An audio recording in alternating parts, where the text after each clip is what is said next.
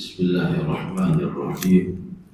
Assalamualaikum warahmatullahi wabarakatuh. Alhamdulillahi rabbil alamin. Wassalatu wassalamu ala ashrafil anbiya'i wal mursalin wa ala alihi wa ashabihi ajma'in. Raditu billahi rabba wa bil islami dina wa bi muhammadin nabiyya wa rasulah. Rabbi shrah li sadri wa yassir li amri wahlul 'uqdatam min lisani yafqahu qawli. Allahumma ij'al jam'ana hadha jam'an marhuma wa tafarruqana min ba'dihi tafarruqan ma'suma. Kaum muslimin dan muslimat sidang jamaah subuh yang dirahmati Allah. Kita lanjutkan kajian tafsir surah Al-Baqarah ayat 127. A'udzu billahi minasy syaithanir rajim. Bismillahirrahmanirrahim. Wa idh yarfa'u Ibrahimul qawa'ida minal baiti wa Ismail Rabbana taqabbal minna innaka antas sami'ul alim. Sadaqallahu. Jadi pada pertemuan yang lalu, sebelum kita lanjut, ada doa Nabi Ibrahim yang ditolak oleh Allah Subhanahu wa taala. Jadi doa Nabi Ibrahim itu apa? Warzuq ahlahu minats tsamarat. Jadi berikanlah penduduk kota ini nanti mereka itu dipenuhi dengan rezeki dan nikmat. Tapi khusus bagi orang beriman saja, kata Nabi Ibrahim. Orang beriman dan orang yang yakin kepada hari kebangkitan. Dijawab oleh Allah, qala wa man kafar. Tidak ya Ibrahim, tidak saya terima doamu. Artinya nikmatku itu mencakup semuanya. Tidak ada orang-orang khusus, kata Allah Subhanahu wa taala. Jadi nikmat itu bukan untuk orang beriman saja. Nikmat itu bukan untuk orang muslim saja. Nikmat itu bukan untuk orang taat saja, tetapi untuk semuanya. Bahkan Imam Ridhawi mengatakan, inna ni'matallah ta'ammu ala kulli makhluqatillah. Itu nikmat Allah itu mencakup semua makhluk Allah. Apakah dia salat, dia tidak salat, dia beribadah, tidak beribadah, yang mendung. Ya, dapat semua nikmat Allah Subhanahu wa taala. Makanya nanti ini Nabi Ibrahim berdoa lagi kepada Allah supaya diterima doanya. Ya, kalau tadi kan ditolak nih. Nanti ditolak apa? Boleh saya berikan nikmat, tetapi nggak boleh kamu mengkhususkan bagi orang beriman saja. Tidak boleh, kata Allah. Sekarang kita lanjut ayat 127. Kita pilah-pilah dulu. Wa idh yarfa'u Ibrahimul qawa'ida. Jadi sebelum kita ini panjang ini, kita ini kan yang pendek dulu. Ada wa'id, kalimat wa'id di situ. Itu waw itu adalah waw ataf. Jadi ataf itu apa? Dia penghubung antara kalimat sebelumnya dan kalimat setelahnya. Maka ada waw di situ. Dan kita sudah membicarakan juga, kalau di Al-Quran itu ada id, itu maknanya sejarah, cerita sejarah. Satu. Yang kedua, kalau ada makna id, itu muncul di makna id itu apa? Udhkur. Apa makna udhkur? Ya Muhammad, ceritakanlah cerita masa lalu ini kepada umatmu. Nah, itu makna udhkur. Udhkur itu ingat. Makna ingat apa? Tolong ingatkan kepada umatmu. Ya. Jadi makanya Al-Quran itu syarat dengan sejarah. Al-Quran itu syarat dengan masa kekinian. Al-Quran itu juga syarat dengan masa depan. Ya, cerita masa depan. Satu, ini poin pertama. Itu karena kalimat wa'id. Jadi ini sudah tentu, sudah jelas cerita tentang sejarah bagaimana Nabi Ibrahim dan Ismail itu membangun Ka'bah. Ya, membangun Ka'bah. Sekarang kita lanjut. Yarfa'u Ibrahimul qawa'ida. Jadi yarfa' di sini, kalau kita lihat asal kalimatnya, jadi walaupun nanti ada yang nggak tahu ilmu nahwu, nggak apa-apa, biar sedikit-sedikit ya Pak. Ya. Rafa'a kalimat begini, yarfa'u maknanya sedang dan akan. Pertanyaannya, kenapa pada ayat ini cerita tentang sejarah, tetapi kok menggunakan kalimat kata kerja masa depan? Yarfa'u itu masa depan itu. Ini ada apa namanya? ada dua pemahaman. Nanti di dalam Al-Quran ada cerita Fir'aun, tetapi dikemas dalam bentuk masa depan. Makanya kalimat kata kerja itu maknanya apa? Tajdid. Mana tajdid apa? Cerita Fir'aun walaupun masa lalu kejadiannya akan terulang lagi, walaupun bukan Fir'aun itu. Tapi apa? Ada orang-orang seperti Fir'aun yang lahir pada masa depan nanti. Maka dikemas dalam bentuk present. Kata kerja masa depan. Ini begitu juga wa idh yarfa'u. Ini berbeda dengan pemahaman pertama tadi. Kenapa di dalam bentuk kata kerja dan masa depan? Li uzmati sya'nihi. Karena Ka'bah itu memiliki nilai yang luar biasa. Seakan-akan terus menerus Ka'bah itu dibangun. Ya, terus menerus dibangun. Begitu mulianya Ka'bah itu, sehingga dikemas dalam bentuk fi'il mudhari, kata kerja masa depan. Ya, ini kan berbeda dengan pertama tadi. Itu maknanya tajdid. Kemudian yang kedua, di dalam kaidahnya, kalau ada kalimat dimulai dengan kata benda, apapun itu ayat, termasuk ayat Al-Quran apapun itu, dimulai dengan kata benda, itu maknanya isbat.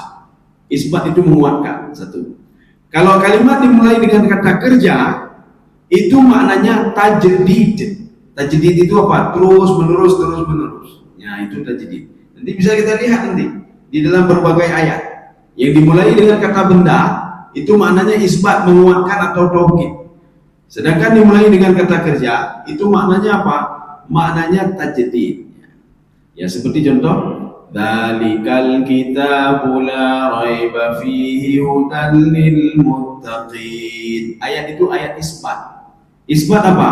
Allah Subhanahu wa taala ingin memberitahukan kita Al-Quran itu menjadi petunjuk, tidak ada lain, kata Allah.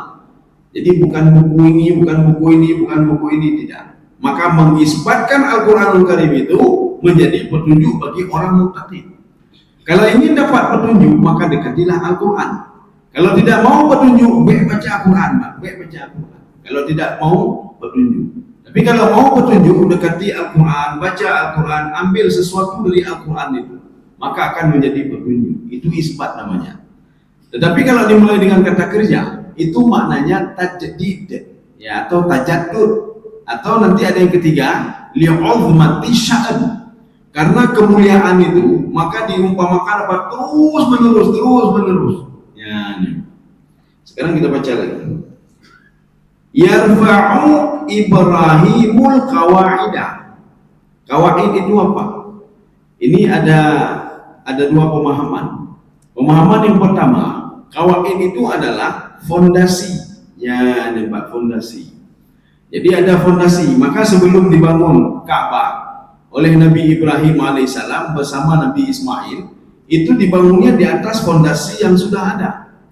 Kalau di dalam tafsir Ibnu Abbas, beliau menggunakan batu di beberapa gunung, termasuk batu dari Bukit Tur, batu dari Gua Hira, batu dari Zita, batu dari Gunung Zita.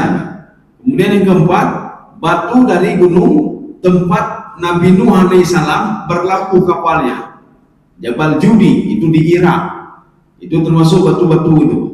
Maka batu-batu dari 4 gunung dan bukit itu, itulah untuk membangun Ka'bah. Ya, ini kalau pendapat Ibnu Abbas. Tapi tidak kita ketemukan di dalam tafsir Baydawi ini. Kita ketemukan di dalam tafsir Ibnu Abbas.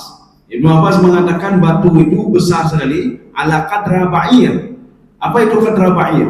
Jadi batunya seperti satu ekor unta, ala qadra ba'ir, ya, satu ekor unta. Tetapi ada yang mengatakan juga orang Arab itu kalau menggunakan ba'ir, itu ba'ir maknanya keledai. Ya, berarti antara dua, sebesar keledai atau satu lagi sebesar unta. Ya, ini kalau ba'ir. Yang jelas ba'ir itu adalah hewan yang kaki 4. Tetapi sebagian orang Arab mengatakan yusta'malu ba'ir fil ibil. Kalimat ba'ir itu sering digunakan pada yusta'mal al-ba'iru fil himar, pada keledai. Ya, pada keledai. Jadi tidak ada masalah, jelas batunya besar. Ala qadri ba'ir, sebesar keledai atau sebesar unta. Ya, nampak. Kaum muslimin sedang jemaah yang dirahmati Allah. Ini sama juga seperti pendapat Imam Sawi. Apa kata Imam Sawi? Hijaratun kibarin. Kullu hijaratin ala kadri ba'ir. Batunya yang dibuat Ka'bah itu batu-batu besar, bukan batu kecil ya, Pak. Jadi dia susun dengan anaknya batu besar itu, sehingga menjadi Ka'bah. Ini pemahaman yang pertama. Pemahaman yang kedua, makna kawaid di sini, beliau mengangkat kawaid maksudnya apa? Beliaulah yang pertama sekali meletakkan landasan di situ, supaya orang-orang beriman datang ke situ dan tawaf di situ. Siapa yang memulainya? Nabi Ibrahim berserta Ismail. Walaupun sebelumnya sudah ada, malaikat juga pernah tawaf juga di situ, malaikat. Kemudian setelah itu kan hancur, didirikan lagi. Maka kawaid itu artinya di situ ada pondasi, Pak, cuma melanjutkan saja. Maka dua tafsiran. Yang pertama, melanjutkan fondasi itu. Yang kedua, Nabi Ibrahim berserta Ismail adalah pelopor pertama sekali supaya manusia datang ke Ka'bah itu dan mereka tawaf di situ, ya, melakukan tawaf dan beribadah dan sa'i di sekitar itu. Ya. Kaum muslimin sedang jamaah yang dirahmati Allah Subhanahu wa taala. Maka di sini disebutkan sekarang yang ketiga, poin yang ketiga. Minal bait. Apa itu bait? Ya, jadi bait itu kalau di dalam Al-Quran itulah Baitul Haram. Bait itu apa? Itulah Ka'bah. Bait itu apa? Bait itu Ka'bah yang manusia tawaf di situ. Dan kemudian di sudutnya itu ada Hajar Aswad.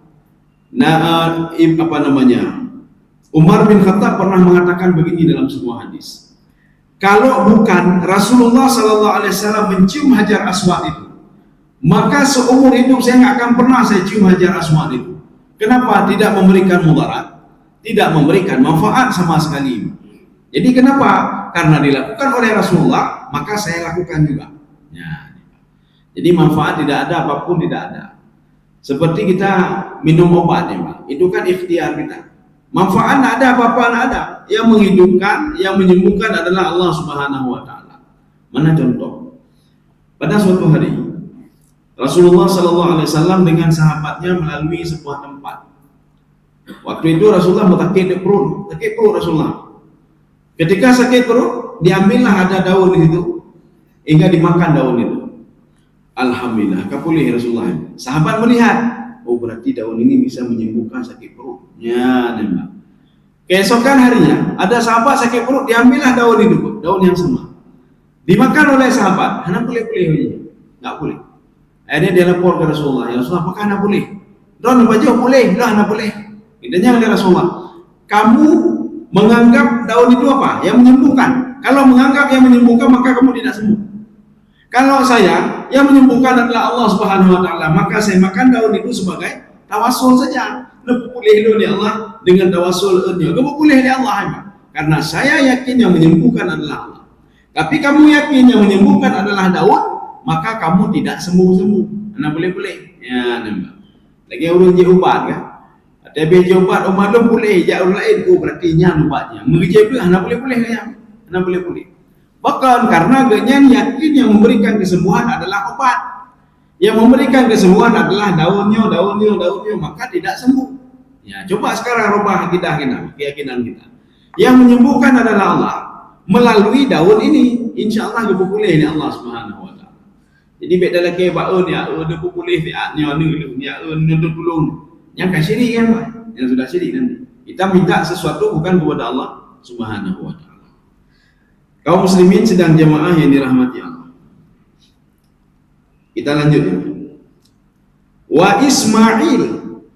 Jadi rupanya itu waw itu adalah waw ma'iyah. Bagaimana waw ma'iyah? Ketika Nabi Ibrahim alaihissalam membangun Ka'bah, di samping beliau ada Ismail juga. Itu waw ma'iyah namanya. Nanti ada waw ataf. Waw ataf itu waw penghubung. Bisa saja kalimat penghubung itu menghubungkan dengan kalimat yang sudah lama sekali. Mereka beli ini, saya juga sekarang sedang beli ini. Kejadiannya kemarin, yang sekarang kejadiannya sekarang. Maka digabungkan antara dua kalimat itu. Kalimat lalu, kalimat sekarang. Itu waw ataf namanya. Nanti ada waw dalam Al-Quran, itu maknanya waw sumpah. Wal fajr. Ya, saya bersumpah demi waktu fajar. Ada apa? Setiap waw sumpah itu ada jawab qasam. Ya, ada jawab qasam. Dan setiap sumpah dalam Al-Quran itu memiliki makna tersendiri. Nanti ada buku judulnya Al-Qasam fil Quran. Sumpah yang ada di dalam Al-Quran. Maka diarahkan oleh pengarang itu, setiap makna sumpah itu, setiap sumpah itu ada maknanya. Maka mana contoh? Wasyamsi wa duhaha. Saya bersumpah demi matahari dan demi waktu duha. Apa maknanya? Maknanya ada dua. Makna yang pertama, saya bersumpah demi keagungan matahari, yang dengan matahari itu bisa membantu manusia. Artinya Allah tidak mengaku, sehebat-hebat matahari itu yang ciptakan adalah saya. Ya, sehebat matahari itu yang ciptakan adalah saya. Dan matahari itu memberikan manfaat yang luar biasa kepada manusia. Wadduha, wasyamsi wadduhaha. Dan saya bersumpah demi waktu duha. Di mana waktu duha itu manusia begitu senang sekali, bengah-bengah. Tuhan tenang bengah-bengah. Ketika malam dia susah, ketika baru bangun tidur dia senang. Sehingga duduk sama teman-temannya. Dia pergi ke kantor. Maka tidak ada susah dia. Kapan dia susah lagi? Nanti waktu ada ho yang katutah, Pak. Nyoput dapat jauh oleh-olehnya katutah dah ya, Pak. Tapi waktu duha itu jarang orang susah. Pergi ke sana, pergi kemari, pergi ke kantor. Nya waktu kali ho, nya mulainya kerali oleh, Pak. Iki banjar aja. Katutah, Pak. Maka kita disuruh salat, Pak. Dah jauh tu tak temayang leho. Apa temayang leho kita lanjutkan lagi aktivitas kita. Nya kesenang lom nih, Pak. Nanti waktu yang saya katutah lah, maka gitu temayang salam, Pak. Supaya apa? Tenang kembali kepala ini. Ini tafsiran yang pertama. Tafsiran yang kedua, wasyamsi, saya bersumpah demi yang menciptakan matahari itu, yaitu Allah Subhanahu wa taala. Jadi makanya nanti setiap ada waw qasam di dalam Al-Qur'an, itu waw itu setiap Allah bersumpah pasti ada jawab qasam, jawab sumpah. Jadi tidak begitu saja. Dari mana kita tahu jawab sumpah? Melalui tafsir. Ya, melalui tafsir. Dari mana penafsir tahu? Dalam kaidahnya memang seperti itu. Setiap ada sumpah, pasti ada jawab sumpah. Oh, kalau sumpahnya hasilnya tidak nampak, maka apa? Mahsuf. Mahsuf itu apa? Tersembunyi di belakang ayat itu. Kaum muslimin sidang jamaah yang dirahmati Allah Subhanahu wa taala.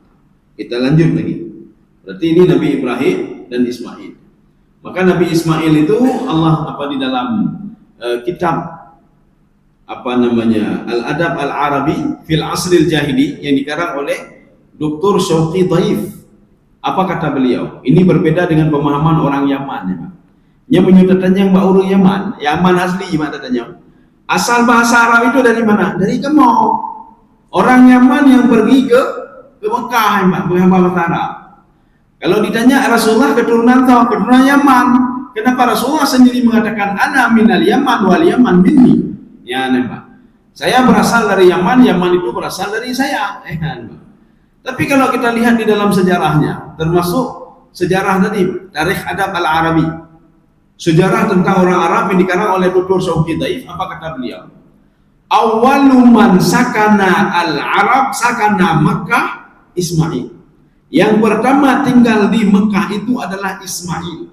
Wa awwalu man takallama al-Arabiyyah Ismail. Yang pertama sekali ngomong bahasa Arab itu adalah Nabi Ismail, bukan orang Yaman, Pak, kalau Yaman. Orang Yaman betul ada pernah datang ke Mekah, pernah datang ke Mekah. Itu sesuai dengan Al-Qur'an itu. Idza jaa nasrullahi wal fath wa ra'aitan nasa yadkhuluna fi dinillahi afwaja. Kamu akan melihat manusia itu datang berbondong-bondong ke situ. Siapa itu? Ahlul Yaman, penduduk Yaman yang jumlahnya 700 orang. Mereka datang ke Ka'bah. Kaum muslimin sedang jamaah yang dirahmati Allah Subhanahu wa taala. Yo hana doa beglah harganya, Pak. Hana doa beglah. Menyodatanya orang Yaman yang pertama ngomong bahasa Arab kami, ya, Pak. Sehingga apa? Bahasa asli itu bahasa kami, yang bahasa Yaman itu. Kemudian sebagian lagi dalam sejarah tidak, itu bahasa Nabi Ismail. Karena yang pertama sekali ngomong bahasa Arab adalah Nabi Ismail alaihissalam. Ente tanya ngelom, dari mana Nabi Ismail tahu bahasa Arab? sedangkan ayahnya tidak ngomong bahasa Arab, Nabi Ibrahim alaihissalam. Nabi Ibrahim punya anak Ishak, Nabi Ishak punya anak Yakub, Nabi Yakub tidak ngomong bahasa Arab, Nabi Yakub ngomong bahasa Ibrani, keturunannya bahasa Ibrani, sehingga mereka dipanggil dengan Bani Israel. Maka ci dengar awak Bani Israel pakai apa? Ya, Netanyahu pakai apa? Ci dengar apa bahasa apa? Bukan bahasa Arab itu bahasa Ibrani itu, Pak. Termasuk kitab-kitab mereka dalam bahasa Ibrani. Makanya satu-satunya orang Arab yang menerjemahkan bahasa Ibrani ke dalam bahasa Arab, termasuk Taurat dan Injil, adalah Warakah bin Naufal. Ya. Maka Warakah bin Naufal itu luar biasa bahasanya. Walaupun beliau itu meninggal itu, beliau meninggal waktu itu Islam belum menyebar lagi. Beliau sudah meninggal dunia. Dan Allah belum memerintahkan Rasul untuk berdakwah lagi. Tapi masih diangkat menjadi seorang Rasul. Beberapa hari kemudian meninggallah Warakah bin Naufal. Kaum muslimin sedang jemaah yang dirahmati Allah. Maka nanti ada kita lihat Hijir Ismail, makam Ibrahim. Yang makam Ibrahim, baik tanah, baik dah fikir makam Ibrahim nyampe makam kuburan. Tak aku duduk dari kalian dia hana kau. Rupanya makam itu berasal dari kalimat qama yaqumu, makamun, tempat berdirinya ketika beliau itu ingin melanjutkan fondasi Ka'bah. Itu makam namanya, ya makamnya. Jadi makanya nanti salah. Ada pada tahun berapa itu? 2011 atau 2010, Mbak? 2010, sudah lama sekali, berapa tahun yang lalu, itu lama sekali. Jadi ada seorang dalam acara dialog interaktif di sebuah televisi, Di situ siaran langsung. Apa kata beliau? Siapa bilang tidak boleh salat di makam di kuburan? Itu apakah hanya temayang? Ya, kata beliau, Mbak, dalam bahasa Indonesianya. Siapa yang katakan kita tidak boleh salat di kuburan? Sedangkan orang di Ka'bah itu boleh salat di makam Ibrahim. Salat boleh di makam Ibrahim. Ya. Masa kita di makam ini tidak boleh? Ya, beliau keliru. Jadi makam yang dimaksud itu bukan makam kuburan, tidak. Makam itu tempat berdirinya Nabi Ibrahim alaihissalam.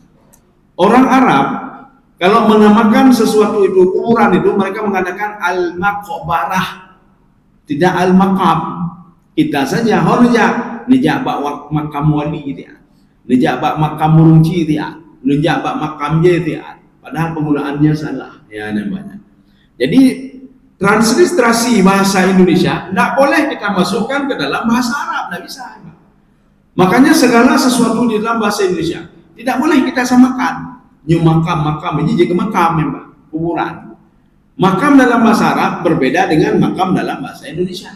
Ya, ini seperti fitnah. Fitnah dalam bahasa Arab akan berbeda dengan fitnah dalam bahasa Indonesia. Fitnah dalam bahasa Indonesia, ya, juga kan? Ada fitnah elon, keng elon. Tetapi orang Arab fitnah itu maknanya apa? Fitnah itu artinya dua. Kufur, fitnah.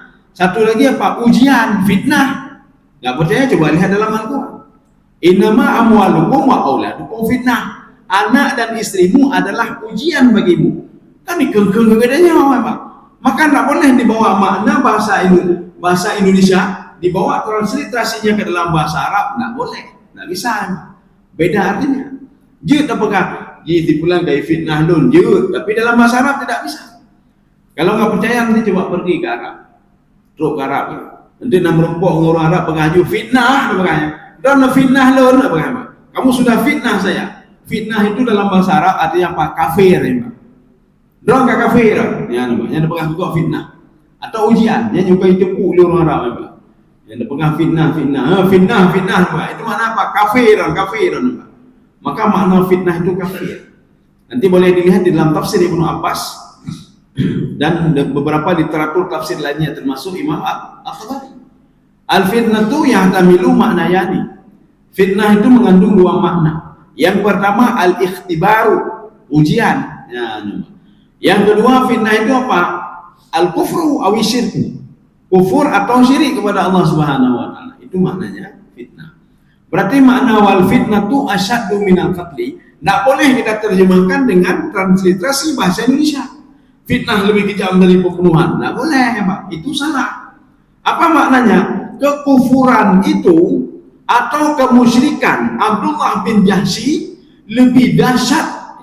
Saya ulangi lagi, al-fitnatu asyaddu minal qatli. Kekufuran Abu Sufyan kepada Allah Subhanahu wa taala lebih besar dosanya daripada dosa Abdullah bin Jahsy yang bertempur di bulan haram. Ini kita sudah masuk, ini bulan haram, Zulkaidah, Zulhijjah, kemudian Rajab juga masuk bulan haram. Rajab, kemudian Muharram, arba'atun hurum. Kenapa dikatakan bulan haram? Kita mengambil yang negatifnya saja. Negatif apa? Hanjitnya. Maka ketika datang bulan haram, maka hanjit tepu-tepu lagi. Bukan itu. 4 dikatakan bulan haram, maksudnya apa? Kemuliaan di 4 bulan itu dalam beribadah.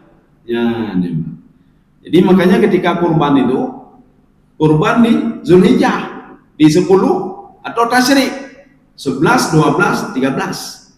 Begitu mulianya bulan itu, sehingga berkurban bisa di bulan itu 4. 10, 11, 12, 13. Ya, jadi arti bulan haram itulah itu. Jadi kita jangan mengambil yang negatifnya, harimnya nggak boleh ini, nggak boleh itu, nggak boleh peperangan. Jadi kita balik sekarang. Dikatakan bulan haram karena kemuliaan bulan itu dalam hal pahala dan ibadah. Ya, maka beribadahlah terus, Zulkaidah, Zulhijjah, Rajab, Muharram. Jadi baik bulan ini ada pegang mati ni, ada pegang mati. Nyo ya pedang debat mati bulannya. Usahakan bulan ini buatlah kebaikan-kebaikan. Ya. Kaum muslimin sedang jemaah yang dirahmati Allah. Ya, sekarang kita lanjut. Ini sekarang poin selanjutnya. Rabbana taqabbal minna. Nyo penerjemah Hanadi. Ya, Hanadi. Ini cancan bubur Hanaji dah. Oke, penerjemah. Ya, tapi tidak ada masalah. Kita lanjut, biar saya terjemahkan saja. Rabbana taqabbal minna. Jadi Nabi Ibrahim dengan Nabi Ismail berdoa rupanya. Ini apa? Inilah mengajarkan kepada kita. Kalau ingin berdoa, berdoalah di depan Ka'bah itu. Ya, berdoalah di situ. Kenapa? Nabi Ibrahim pernah berdoa dengan anaknya Ismail di situ. Ya, di depan Ka'bah itu, pernah berdoa. Nanti kita lihat doanya apa. Jadi ini nanti setelah ini doa-doa semua, Pak, doa-doa semua. Makanya berdoalah di situ, Pak. Doa di istijabah doa. Ya, di mana? Di di Ka'bah itu. Jadi berdoalah di situ. Maka nanti macam-macam dah dengar doa ini, Pak. Macam-macam dah dengar doa. Ada yang berdoa apa? Orang ketuha-tuha biasa berdoa bagah mati, orang ketuha. Ya Allah, nebu mati lo di Mekahnya, ya Allah, baik lo nuole, ya Allah, yang baik. Menyuruh muda kan, Pak, dipikir masa depan. Ya Allah menyujud dun proyek lo dia tu proyek IBK Pak, karena umum macam banyak Pak. Urangnya anak ni lekena ni. Makanya ada teman saya itu ketika berada di antara 2 orang ibu. Satu orang itu ibu muda Pak, bukan ibu muda, dia sudah ini juga. Beliau berdoa, ya Allah nuju anu ke lo ni Allah, nuju anu ke lo ni Allah. Lun hana anu lo ya Allah orang samping. Orang sampai satu lagi apa? Ya Allah pekan ledah anu lo.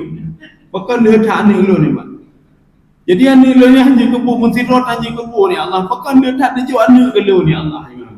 Anu pun bino hai dengar lo anu kedua bino anu kena bino. Akhirnya teman saya bingung.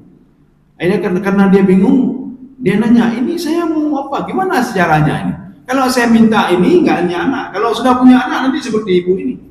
Lo megah ni lo. Kalau berdoa itu, berdoalah seperti doa Nabi Zakaria. Rabbi habli min ladunka dzurriyyatan thayyibah. Ya Allah berikan keturunan yang baik-baik ya Allah. Baiklah kena anu, kepala anu anjing Pak. Maka yang dalam apa? Rabbana Rabbi habli. Ya Allah berikan saya keturunan yang baik-baik. Yang dalam ke. Jadi baiklah ya Allah nuju anu lo anu mengejo anu tutah ni katanya. Ya. Hana kejo anu kat tutah je katanya.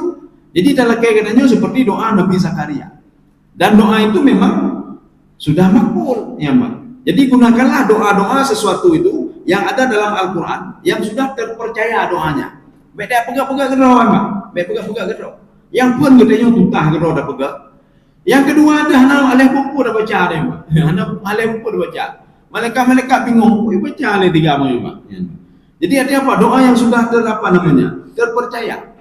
yang memang sudah dilakukan oleh para sahabat, oleh para nabi, yang betul-betul memang sudah dikabulkan oleh Allah Subhanahu wa taala. Nah, ini seperti seorang ibu kalau ingin berdoa ketika mau melahirkan, berdoalah seperti doa Hannah. Apa doa Hannah? Ibunya Maryam. Ya Allah, saya mau ya Allah, dalam surah Ali Imran nanti coba lihat. Saya mau anak saya ini dan keturunannya itu dijauhkan dari setan ya Allah. Baik dia pekaruli setan ya Allah. Dijawab oleh Allah, fataqabbalaha rabbuha biqabulin hasanin wa ambataha nabatan hasana wa kaffalaha Zakaria kullama dakhala alaihi, sampai habis ayat itu. Kan dikabulkan doanya. Ya Allah, jauhkan anak saya dari syaitan ya Allah, termasuk keturunannya. Siapa itu? Nabi Isa alaihissalam. Maka Maryam itu dijaga betul oleh Allah Subhanahu wa taala. Sehingga apa? Tidak ada orang yang bisa macam-macam dengan Maryam. Masuk juga Nabi Isa alaihissalam. Tidak ada yang bisa macam-macam dengan Nabi Isa. Maka kita seorang ibu kalau ingin berdoa keselamatan anaknya, baca doa itu saja, baca dulu. Ya, baca doa itu ada di dalam surah Ali Imran nanti. Ya, jadi ya Allah, tolong anakku ini dan keturunannya jauhkan dari syaitan. Kaum muslimin sedang jemaah yang dirahmati Allah. Maka Nabi Ibrahim dan Ismail mengatakan, Rabbana taqabbal minna. Ya Allah, terimalah apa yang sudah kami lakukan. Kami membangun Ka'bah ini bukan untuk sendiri, tetapi untuk orang lain juga, supaya orang lain bisa tawaf. Ya. Jadi maka dalam sebuah hadis Rasulullah apa? Kenapa orang yang tanam pohon kelapa, tanam ini yang usianya itu lama sekali, Pak, tapi kok banyak kali pahala dia? Padahal umurnya sudah tua, Pak. Nya umur ka 80 tahun, umur ka 30 tahun, ketanam bau lambai. Tapi kayak gitu yo pajai mau bau, pajai enggaknya enggak nikmati baunya, Pak. Rupanya pohon buah kelapa itu dinikmati oleh orang lain, Pak. Pahala dia terus berlanjut. Ya, Pak. Terus berlanjut dia. Saya pernah tanya sama di Unsiah di USK. Saya tanya sama yang pakar fisika biologi ya. Artinya saya tanya, kenapa kalau pohon-pohon itu, beliau ini juga artinya orang berdakwah juga. Kenapa kalau tanam pohon itu banyak dapat pahala? Ya, lu pancing. Dari segi ini ya, dari segi dari segi sains. Jawab beliau. Karena dengan adanya pohon itu, dia menghirup karbon dioksida dan mengeluarkan oksigen. Maka oksigen itu banyak diproduksi kalau kita banyak menanam pohon. Maka orang menanam pohon banyak sekali pahala, memberikan oksigen kepada orang lain. Nanti ketika malam dia tarik karbon dioksida. Ketika pagi dia lepaskan oksigen tadi, Pak. Oksigen dilepaskan, malam dia tarik karbon dioksida. Ya. Jadi artinya kita bisa mengambil manfaat dari pohon itu. Bahkan pohon yang buahnya itu dimakan oleh binatang. Rasulullah mengatakan, kalau ada seorang tanam pohon, kemudian setelah itu buah-buahannya dimakan oleh binatang, itu sedekah dari orang yang menanam tadi, Pak. Dia pahala sedekah tiap hari dapat. Orangnya baju oleh binatang, mendemi pahala. Tinggal baju, mendemi pahala. Katanya kamu meninggal, baju oleh binatang, mendemi pahalanya. Maka baik pengih-pengih buat binatangnya, Pak. Dia macam cucuk ganda oleh, Pak. Sayang binatangnya, Pak. Jadi artinya apa? Dia padahal makan minyak kita dapat pahala. Masa kita benci kepada dia, Pak? Biarin saja dia makan. Nyampe dia saluk mendung, Pak. Nyoba lengkeng tak obat dah saluk, Pak. Dia tanya bekam baik baju oleh binatang. Nah katanya tega dah, Pak. Biarin saja dia makan, Pak. Ibu doa binatang ke katanya, Pak. Ibu doa katanya, Pak. Paling enggak ada manusia yang benci katanya, manusia benci katanya. Paling enggak nak doa binatang, Pak. Paling enggak kita gara-gara kita sedekah itu selamat dari api neraka, Pak. Selamat dari sakaratul maut itu. Malaikat-malaikat yang ingin macam-macam, ya artinya malaikat nazi'at. Ketika dia ingin macam-macam, jauh dari jarak. Macam-macam. Ini jaraknya yang mendekat. Itanya mereka Pak Putih menterdekat, hai nombak kayaknya Pak Joli di binatang tapi-tapinya. Maka dia bisa macam-macam, Pak. Ada yang membela. Maka jangan sampai nanti wa kaifa takfuruna wa kaifa tattaquna yauma yaj'alul wildana shiba. Bagaimana mungkin tangan kalian, anggota tubuh kalian bisa menjaga kalian kalau kalian dulu tidak berbuat kebaikan. Maka berbuat kebaikanlah sebanyak mungkin di dunia ini supaya anggota tubuh kita bisa menolong kita nanti, Pak. Nyanyi dulu katanya.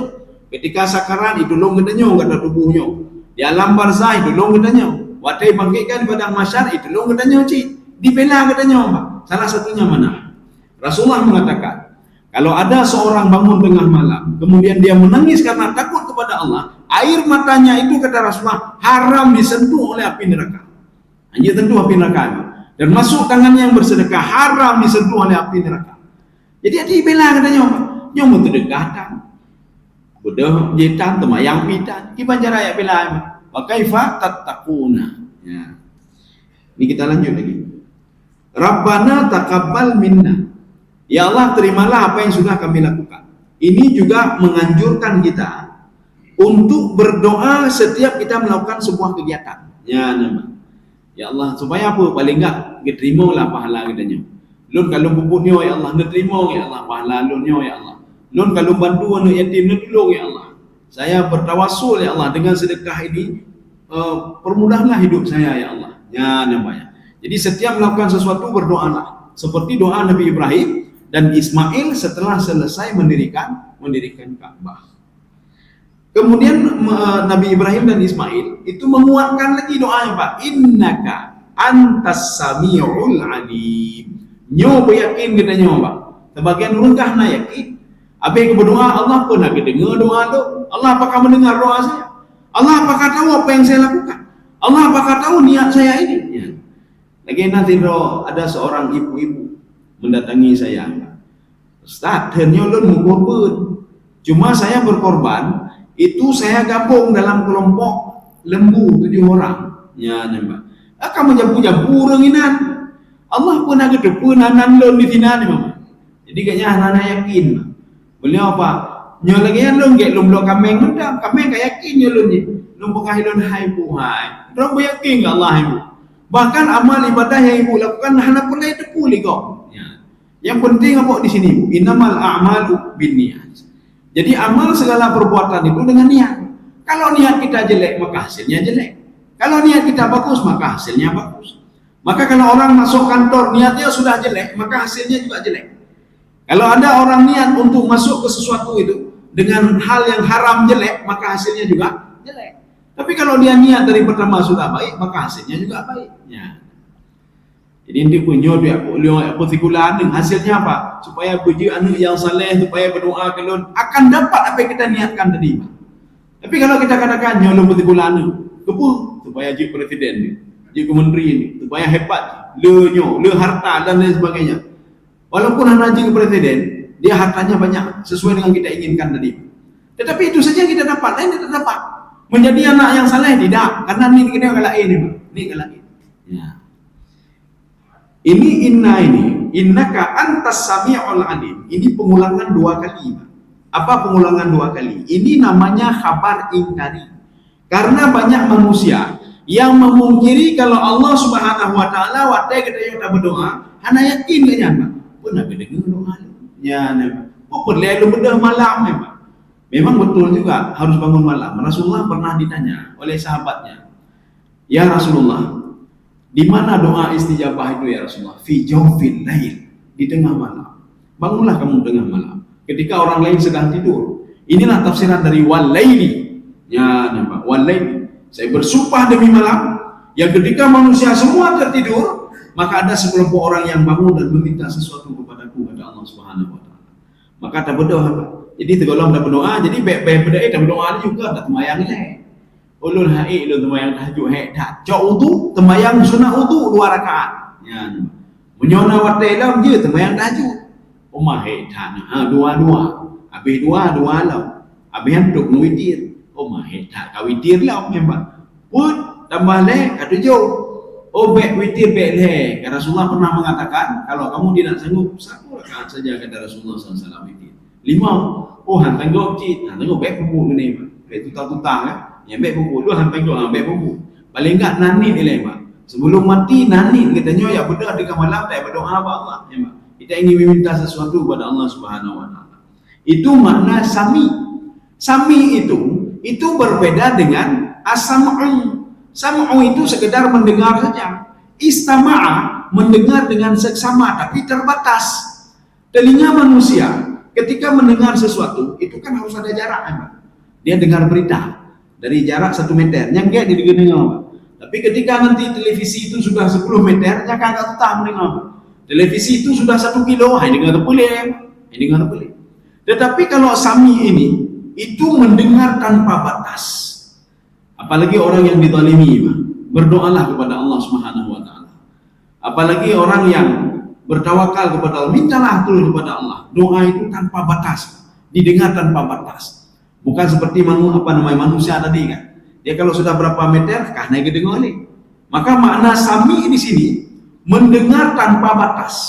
Ya, kita akhirnya beryakin. Maka salah satu asma Allah itulah ini, As-Sami' Al-Basir. Basir itu apa? Melihat sampai dalam 2 T kalian Allah Subhanahu wa taala. Kemudian Al-Alim. Alim itu apa? Ini pernah diucapkan oleh Nabi Yaqub alaihissalam di depan anak-anaknya. Wa fawqa kulli dhi ilmin alim. Walaupun kalian berbuat makar, berbuat ini, berbuat menipu saya, buat ini, buat itu dengan ilmu kalian, tapi ada yang lebih dahsyat dari kalian, yaitu Allah yang punya ilmu lebih dahsyat lagi. Maka saya itu minta arahan dari Allah Subhanahu wa taala. Ya, karena ilmu manusia itu terbatas. Tapi kalau ilmu Allah itu tidak terbatas. Itu maknanya alim. Maka segala sesuatu yang kita lakukan pasti diketahui oleh Allah. Tetapi kalau di dalam kantor, yang menyohana ada pengah pimpinan, hai deku, Pak ada pengah ni, Pak Buno, lon kalau lon pulih ruangan je Pak. Ya, tengok ada pengah lon, Pak Buno lon nak kerja tambahan lon di sini Pak. Oh kaji, dia lon nama gaji lah macam tu. Nyohana ada pengah, nak deku ya Pak, nak deku. Tetapi menyopan aja. Ketika kita berdoa, kapanpun itu, habis semayang, habis berdoa, Allah sifatnya apa? Alim, mengetahui apa yang kita lakukan. Yang mendam. Bahkan termasuk wa ma tukhfi sudur, apa yang kau sembunyikan di dalam hatimu. Dorata kasih. Ya, mudah-mudahan ada manfaat bagi tuan dan jemaah sekalian.